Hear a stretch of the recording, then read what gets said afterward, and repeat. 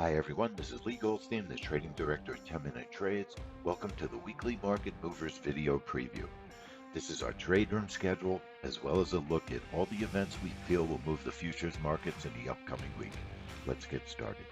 Keep in mind that all times are Eastern Time. We'll start in the trade room Tuesday, 8 a.m. for the Canada Core CPI report.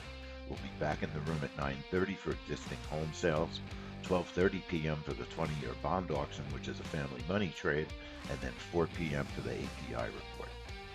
Wednesday at 3 in the morning, there's a British CPI PPI report that we do not have a trade room for, but it is an official DMM report. Crude oil inventories at 10 a.m. on Wednesday we'll be back for, and then the event of the month, the FOMC statement. The trade room starts at 1:30 p.m. on Wednesday. Thursday morning at 7:45, we've got the British bank rate statement and the U.S. unemployment claims. We'll stay in the room for both. We'll be back Thursday at 9:30 in the morning for two events, new home sales and the natural gas storage report. Friday morning, there's three reports, two that have DMMs. The French Flash Services report at 4:15 in the morning on Friday, and then the German Flash Services report is at 4:30. Those both have DMMs, but no trade room for those reports.